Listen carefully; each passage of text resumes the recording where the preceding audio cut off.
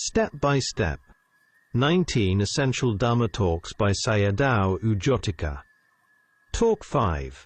Sati, on smelling, tasting and sensation. In the Milinda Punha, the dialogue between King Milinda and Venerable Nagasena explains that insight is the task of watching and observing the five aggregates, khandas, with direct knowledge, jnana.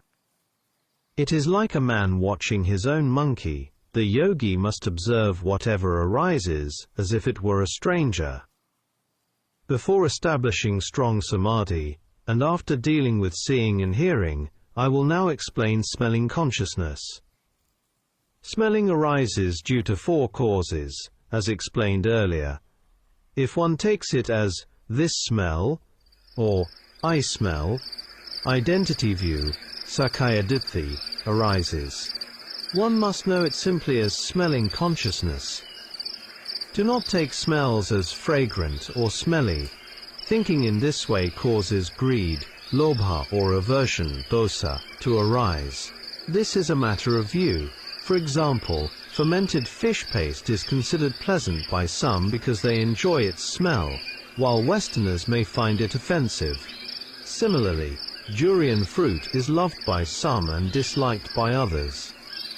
When noting smells, do not differentiate them as a woman's smell, such as perfume or body scent, or a man's smell, as lust can arise in this way. Contemplate smelling at the nostrils, not at the wrong place, such as imagining the smell as coming from outside. Knowing it as smelling consciousness is correct. When there is no smell, return to the in-breath and out-breath. Eating consciousness arises due to the tongue, saliva, food, and attention. If attention is given to chicken meat, pork, or other foods, identity view arises in the form I am eating. Do not pay attention to good or bad flavors. If one does so, it becomes contemplation of feeling rather than insight. Note on tastes and body consciousness. Note the tastes of sweet, sour, salty, hot, and so on, simply as eating consciousness. Now I will talk about body consciousness, kaya vijnana. Sometimes it arises together with pleasant feeling or unpleasant feeling. Pain, aches, tiredness, warmth, coolness, and similar sensations arise in the body. These are bodily consciousnesses. Body sensitivity, kaya pasada, also exists in the internal organs, such as the heart, lungs, bones, and so on. It has a wide range, nearly the whole body. During contemplation, do not include the specific place, such as knee pain or backache, in your noting.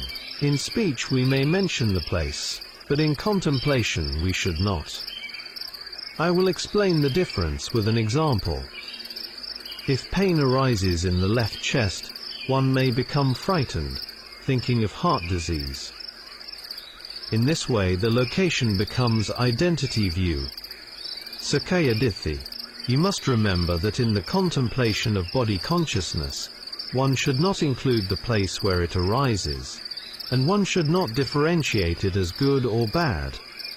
The mind is strange.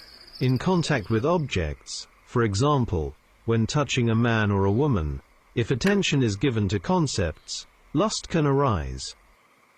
Instead, note it simply as body consciousness, and then return to the in-breath and out-breath. Note, concepts deceive people and beings. Because of wrong view and other defilements, humans create many problems and much suffering. Some years ago when I was staying in a forest, I went to see a dentist who was a woman. I had no other choice. I had to contemplate her as a subha, unattractive. It was also a very hot season, and when I felt her contact, it was sticky and sweaty. This made the experience feel disgusting. Monks must be very careful when they go to hospitals or clinics for medical checks. They cannot escape contact with female nurses. Therefore, wise attention, yoniso manasikara, and mindfulness, sati, are very important in daily life when dealing with defilements. Seeing consciousness to body consciousness. From seeing consciousness to body consciousness, the 5 kinds of sense consciousness are external and arise only from time to time. These are like guest minds. In-breathing and out-breathing minds, however, exist all the time. These are the 2 host minds. In insight contemplation, an important point regarding body consciousness is that pain may seem extreme and may even be thought of as life-threatening. This is not actually so. It is not truly a strong, painful feeling, but rather appears intense because of the power of samadhi. It is like seeing bacteria through a microscope. This also happens due to clinging to self-view. Therefore, it is important to dispel wrong view, ditthi, beforehand. Sakkaya ditthi is the most dangerous defilement. It is harmful to humans, and when combined with craving tanha, it can lead to many unwholesome actions. With understanding, humans can avoid many problems and much suffering in today's world. See my translation of Bhavanga Meditation by Sayadaw Jotika. The 4 causes mentioned above have a clear purpose. When the causes cease, the result also ceases. It is not me, unstable, anicca, and arises due to causes. If you contemplate in this way, you will not suffer much. The key point here is whether you have right attention or not. Depending on the kind of attention, greed and anger arise. With understanding, contemplate them with right attention, yoniso manasikara. Do not contemplate by trying to control pain or aches. They will only become worse. Contemplate with a relaxed mind. Now I will talk about changing postures. Pains and aches arise when sitting for a long period. If this happens, you must change the posture, but not impulsively or without mindfulness of mind and body. First, note the desire of the mind to change, then follow the movements with careful noting, changing slowly and patiently. The reason for this is that in the beginning of practice, knowing Nana is still slow and not sharp enough to follow quick movements.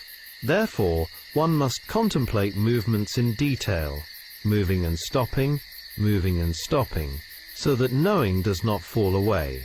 In this way, only then is the posture changed with mindfulness intact. In all these explanations, contemplation of impermanence, anicca, has not yet been included. If you are able to contemplate the arising clearly, knowing becomes sharp, and you will also be able to discern the vanishing. By following whatever is arising in oneself and observing it carefully, one does not yet see the arising and falling impermanence anicca. Without knowing the truth of suffering, dukkha, yet one should not force it to happen, as that will disturb the practice. On the first day we established mindfulness, sati, through anappana. We had only one task, and the practice was easy and gentle. Now we contemplate the arising phenomena of the 5 sense doors. With many notings, the practice becomes more demanding, but knowledge, nana, develops.